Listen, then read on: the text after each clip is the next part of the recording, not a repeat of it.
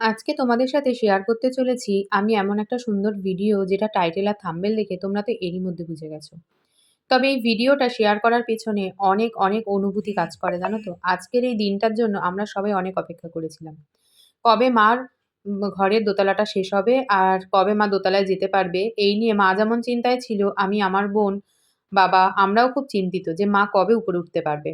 কারণ এই যে কঠিন পরিশ্রম মিস্ত্রিদের থাকে এটা বোধহয় মা বোন এরাই ফিল করতে পারলো ওই বাড়ি থেকে। বাবা তো কাজে বেরিয়ে গেছে, টাকা হয়তো দিয়েছে ঠিকই, কিন্তু ফিল করতে পেরেছে একমাত্র মা আর বোন। আমি তো আর ওই বাড়িতে থাকি না, তাই না? ফিল করতে পারলেও সেই ফিলটা করতে পারিনি যেটা মিস্ত্রি কাজ করলে বাড়িতে হয়। সত্যি কথা বলতে এই এত কাজের পর এই যে আজকে সাকসেস, এই সাকসেসটা কিন্তু মানে সত্যি অনবদ্য, তাই না? যখন বাড়ি কমপ্লিট হওয়ার পর পুজো হয়। Morning everyone, welcome back to my channel পুজো লাইফস্টাইলে। আবার একটা নতুন ভিডিও নিয়ে সবাইকে জয়গুরু জানিয়ে চলে আসলাম। আজকে হচ্ছে বুধবার, আজকে হচ্ছে মাঘ মাসের প্রথম দিন। আর সকালবেলা দেখতে পাচ্ছি আমি পুরো রেডি হয়ে গেছি।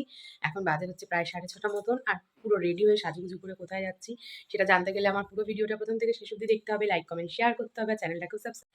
সোয়েটার কোনোটা কাঁচা নেই, চাদরটা কাঁচা, চাদরটাই গায়ে দিয়ে যাই। এখন আরেকজন এখনো ঘুমাচ্ছে, ঘুম দিয়ে উঠে কাজে বেরোবে। আর আগে যাবে কিনা ওই বাড়ি জানি না।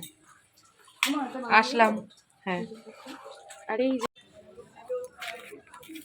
এমনিতে রয়েছে প্রচন্ড ঠান্ডা, কান মাথা চাপা দিয়েও মনে হচ্ছে ঠান্ডা ঢুকছে। ঠান্ডা লেগে গেছে, তাই তো। হাত ছিঁড়ি দিতে যাচ্ছে, চান করে চলে এসেছি ছাদে ফুল তুলতে। ফুল ফুল তুলবো এখন।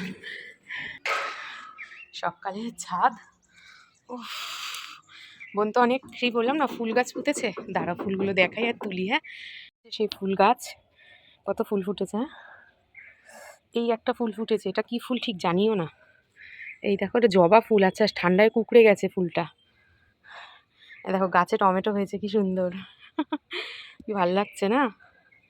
আচ্ছা এই দেখো, এটা কি ফুল কি জানি, চন্দ্রমল্লিকা বোধহয় এটা। টগর ফুল ফোটেনি আজকে একটা। গাছের ফুল তোলার মজাই আলাদা, কিন্তু কি তুলবো, কটা তুলবো কিছু জানি না। মনে হয় যেগুলো যেগুলো ফুটেছে চলে এসেছি এবার আমরা পুজোর জোগাড় করতে। পুজোর জিনিস সব উপরে নিয়ে চলে আসা হয়েছে। আর পুজো যেহেতু এই ঘরে হবে, তো এই ঘরে বসেই সমস্ত কিছু এখন কাটা গোছানো এগুলো হবে। বোন রয়েছে, আমি রয়েছি, আর দিদাও চলে এসছে সকাল সকাল।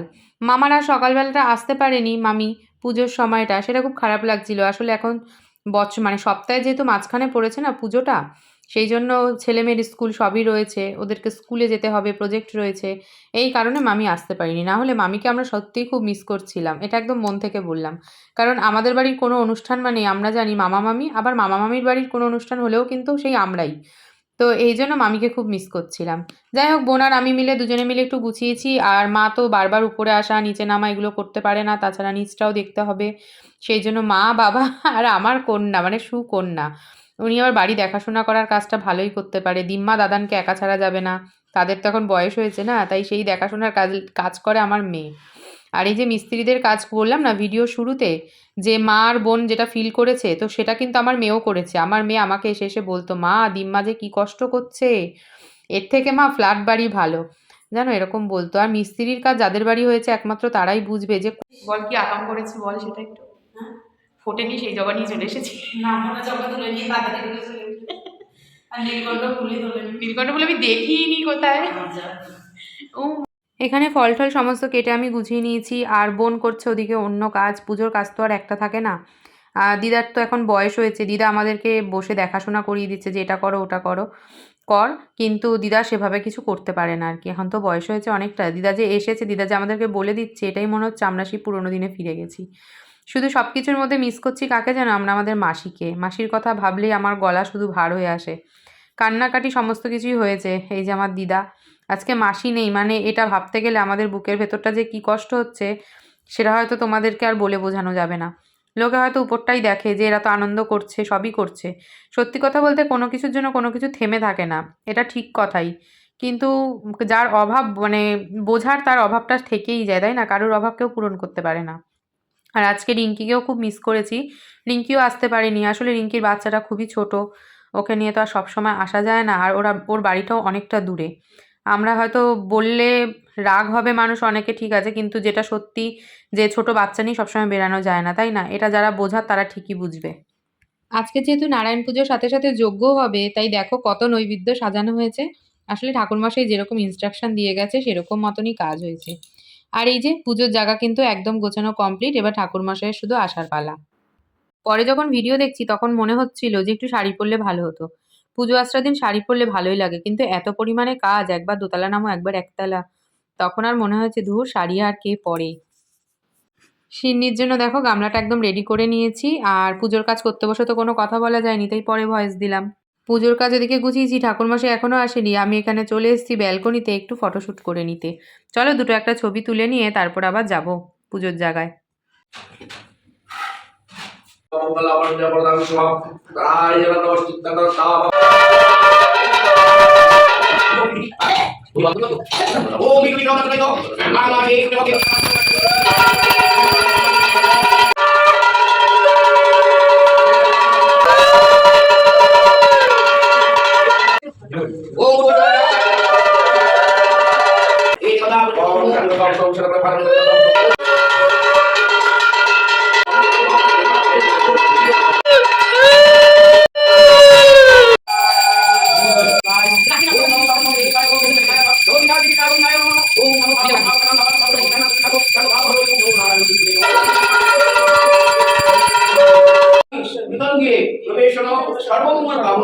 বল বল কি বলছিস বল আমাকে।